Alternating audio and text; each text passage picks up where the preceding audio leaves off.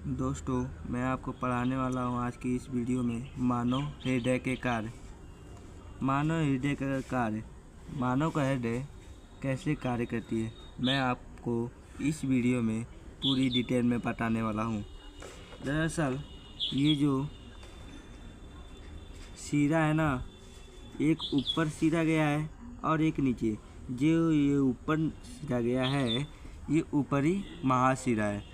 इस सिरे का नाम है ऊपरी महाशिरा। और फिर इस आधे भाग से नीचे देखिए, इस आधे भाग से जब आप नीचे आते हैं तो इस सिरे का नाम है निचला महाशिरा। अब इसका कार्य है कि शरीर में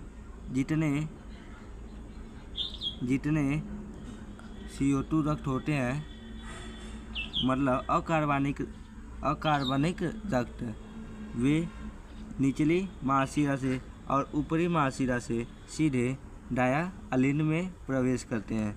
जब डायालिन में प्रवेश करते हैं, फिर इसके नीचे जाते हैं तो त्रिवलनी कपाट में प्रवेश करते हैं। फिर त्रिवलनी कपाट से होते हुए सीधे डायालिनय में प्रवेश करती है। जब डायालिनय में प्रवेश करती है तो फिर अब इधर से अब जाती है कोरोनरी धमनी।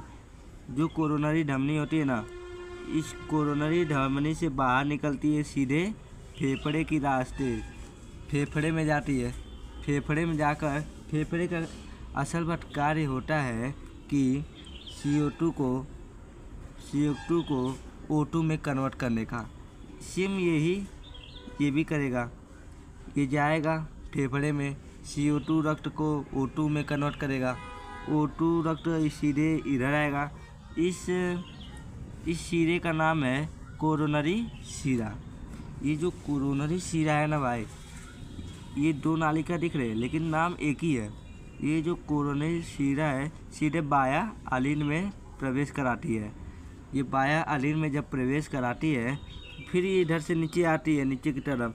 जब ये नीचे की तरफ आती है तो ये डायरेक्ट जाती है द्विवलनी कपाट में सीधे प्रवेश करता है। जब ये द्विवलनी कपाट में प्रवेश करता है तो फिर ये नीचे आता है। इधर से नीचे आते हुए सीधे ये प्रवेश करता है बाया नीलय। देखिए मैं यहाँ लिखा भी हूँ बाया नीलय। जब ये बाया नीलय में प्रवेश करता है तो इसके अंदर का कार्य तो इतना हो ही जाता है।